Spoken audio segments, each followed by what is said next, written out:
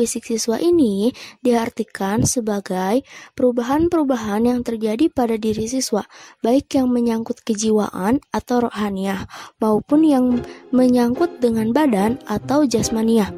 Proses perkembangan siswa ini, menurut Ma'mun, meliputi hal-hal berikut, yaitu yang pertama perkembangan motorik, dan yang kedua perkembangan kognitif, yang terakhir ada perkembangan sosial dan moral.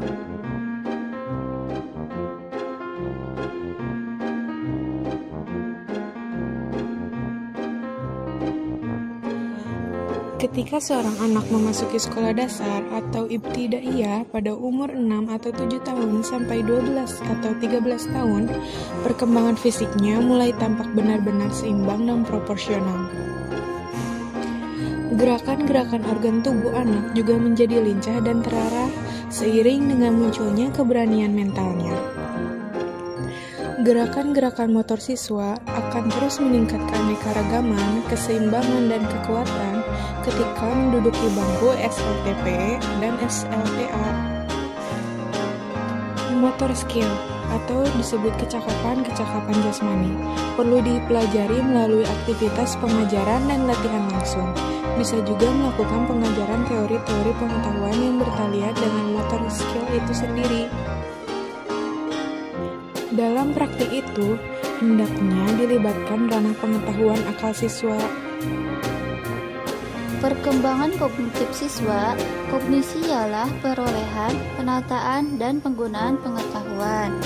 Perkembangan kognitif anak menjadi 4 tahap, yaitu sebagai berikut. A. Tahap sensori motor, yaitu perkembangan ranah kognitif yang terjadi pada usia 0-2 tahun.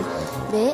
Tahap pre-operasional, yaitu perkembangan ranah kognitif yang terjadi pada usia 2-7 tahun. C. Tahap konkret operasional yang terjadi pada usia 7-11 tahun. D. Tahap formal operasional, yaitu perkembangan ranah kognitif yang terjadi pada usia 11-15 tahun. Istilah-istilah khusus yang berhubungan dengan proses perkembangan kognitif anak versi Piaget, yaitu A. Sensori motor skema atau skema sensori motor ialah sebuah atau serangkaian perilaku terbuka yang tersusun secara sistematis untuk merespon lingkungan seperti barang, orang, keadaan, kejadian. B. Kognitif skema atau skema kognitif ialah perilaku tertutup berupa tatanan langkah-langkah kognitif yang berfungsi memahami hal yang tersirat atau menyimpulkan lingkungan yang direspon. C. Objek permanensi atau ketetapan benda, yaitu anggapan bahwa sebuah benda akan tetap ada walaupun sudah ditingkatkan atau tidak dilihat lagi. D. Assimilation atau asimilasi, yaitu proses aktif dalam menggunakan skema untuk merespon lingkungan. E. Accommodation atau akomodasi, yaitu penyesuaian aplikasi skema yang cocok dengan lingkungan yang direspon. F. Equilibrium atau equilibrium, yaitu keseimbangan antara skema yang digunakan dengan lingkungan yang direspon sebagai hasil ketetapan akomodasi. Teori perkembangan kognitif.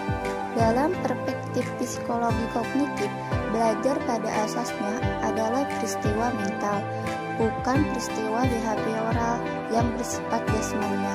Meskipun hal-hal yang bersifat behavioral tampak lebih nyata dalam hampir setiap peristiwa belajar siswa, adalah proses perkembangan kepribadian siswa selaku seorang anggota masyarakat dalam berhubungan dengan orang lain.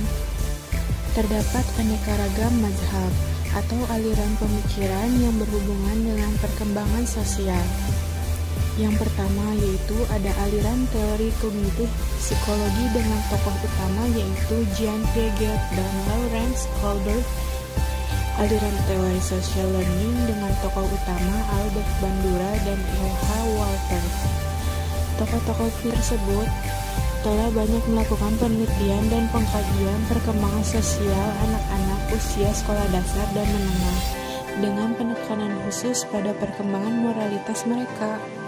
Yang kedua yaitu perkembangan moral versi Piaget dan Kohlberg. Perkembangan sosial hampir dapat dipastikan juga perkembangan moral sebab perilaku moral pada umumnya merupakan unsur fundamental dalam bertingkah laku sosial. Piaget dan Kohlberg menekankan bahwa pemikiran moral seorang anak terutama ditentukan oleh kematangan kapasitas kognitifnya. Yang ketiga yaitu perkembangan sosial dan moral menurut teori belajar sosial. Teori belajar sosial adalah sebuah teori belajar yang relatif masih baru dibandingkan dengan teori-teori belajar lainnya. Salah seorang tokoh utama teori ini yaitu Albert Bandura, seorang psikologi pada Universitas Stanford, Amerika Serikat. Bandura memandang tingkah laku manusia bukan semata-mata refleks otomatis atas stimulus airborne, melainkan juga akibat reaksi yang timbul akibat interaksi antara lingkungan dengan skema kognitif manusia itu sendiri. Peranan guru dalam psikofisik siswa. Yang pertama yaitu peranan guru dalam kompetensi pedagogis adalah sebagai berikut. Guru dapat memahami peserta didik dengan memanfaatkan prinsip-prinsip perkembangan kognitif, merancang pembelajaran, dan mengembangkan peserta didik untuk mengaktualisasikan berbagai potensinya. Peranan guru dalam perkembangan fisik siswa, mengadakan program dan perlakuan layanan khusus, mengadakan diskusi atau panel atau ceramah tamu tentang pendidikan jenis. Role playing akan sangat penting tepat untuk mengurangi akses sosial.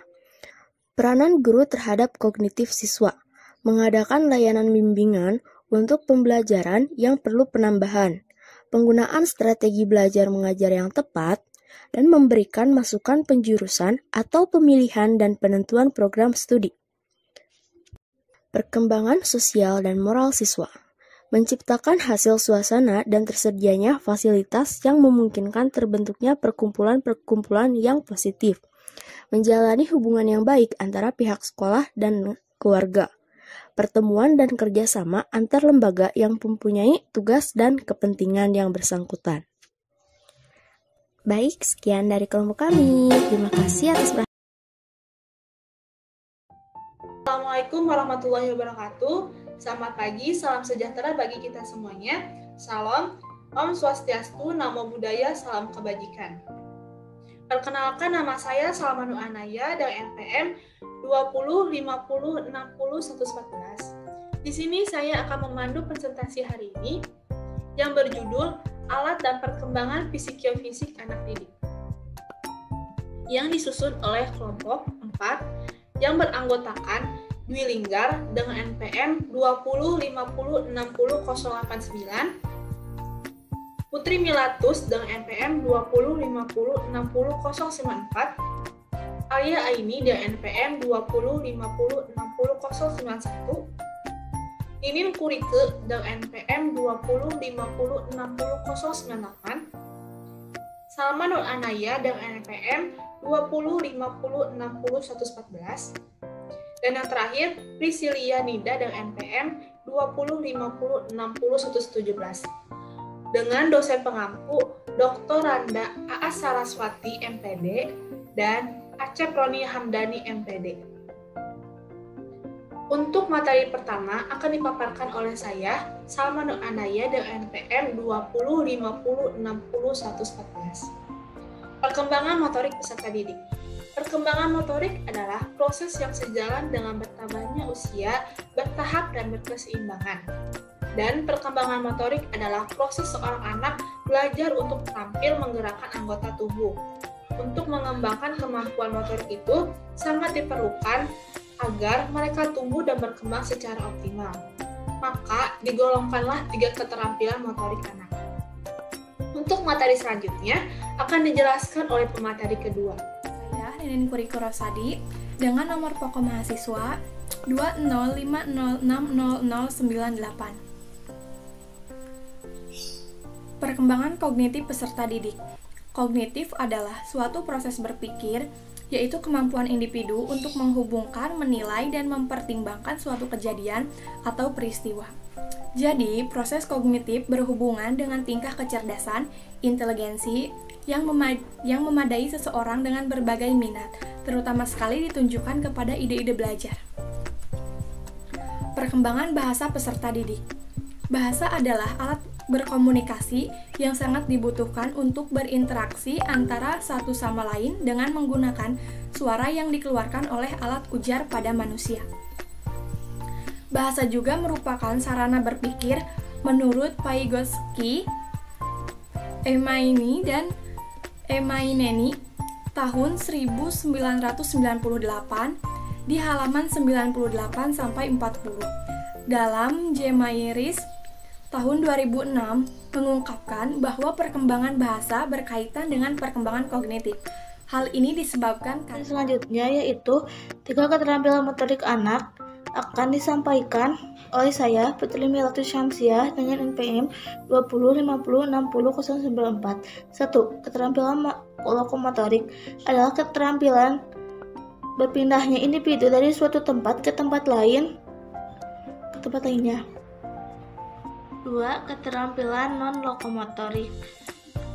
Keterampilan non-lokomotorik adalah kemampuan untuk melakukan gerakan anggota tubuh yang tidak menyebabkan anggota tubuh tersebut berpindah.